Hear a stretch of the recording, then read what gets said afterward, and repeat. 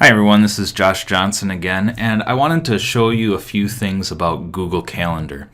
Google Calendar is like any other calendar program. You use it usually to keep track of events, but there are a couple of cool little features with Google Calendar that make it easy to use and something that I think will help you as you organize your lives.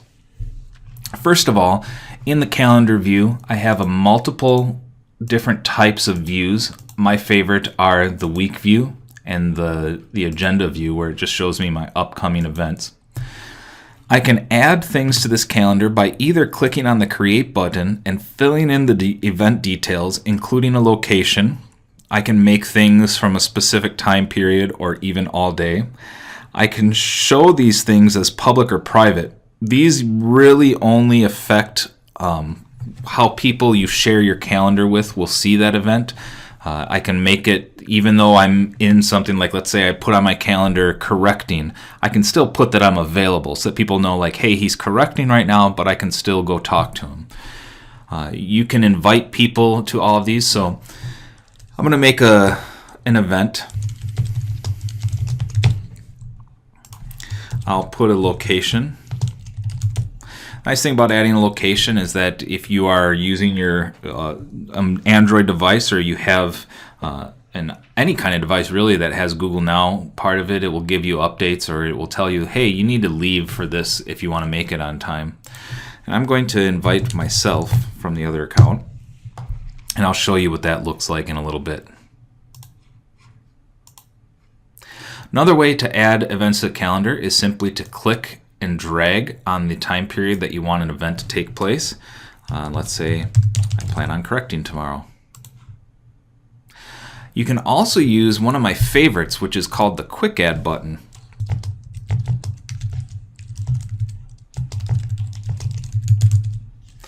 Chicago Blackhawks game 7:30 next Tuesday. And notice I'm looking at next week, even though if you're watching this later, it probably won't look like next week. But when I click the add button, it will put the Chicago Blackhawks game at 7:30. But notice 7:30 a.m. When you use this, make sure that you tell it a.m. or p.m. Otherwise, it's going to default to 24-hour time.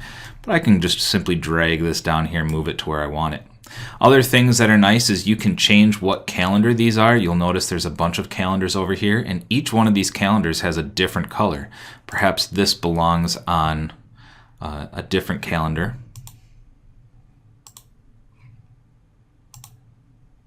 Like the worker schedule calendar. Perhaps this one belongs on the Education Summit calendar, whatever those happen to be. You can make them different colors, or even if you want them on the same calendar, you can simply change the event color by hitting the drop down button here. Now, one of the most important things to be able to do is to share your calendar with someone else. You might have multiple calendars. You can pick which one you want to share. So I'm going to share this calendar, course flow dates. And I'm going to click Share this calendar, and it will take me to another screen, and there's a few important things that are in this screen. Most important, though, is a place where you'll enter the email address of who you're sharing the calendar with, and make sure you hit Save. You should also note that you can change the way you share it. Do you want them to be able to see the actual details of the event, or just that you're busy?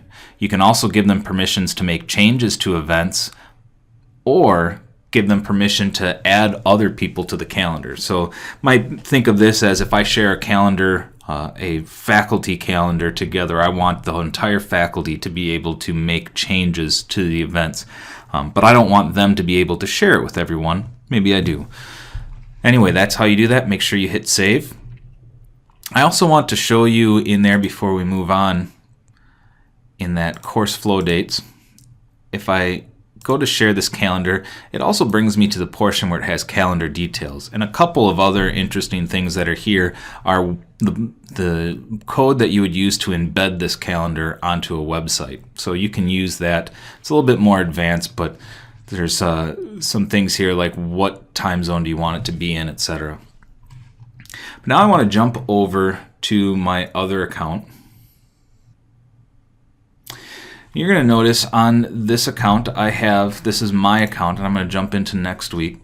I'm going to turn off all my calendars. And we are going to see this course flow dates down here.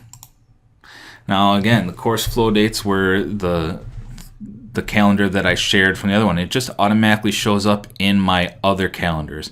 Now I can hide this calendar from the list, all sorts of things. I'll remove it a little bit later.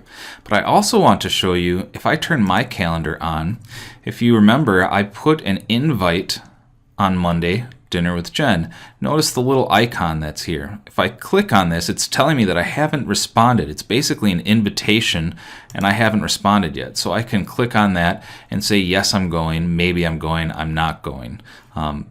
There's other things in there as far as suggesting times or finding a time that works, but really it gives you a chance to work with those. Also, if I wanted to take an event that's not on my calendar, like this Watertown event, if I click on it, I can copy this event to my calendar, and it gives me a choice, which calendar do you want to copy it to. So I'll just copy it to mine.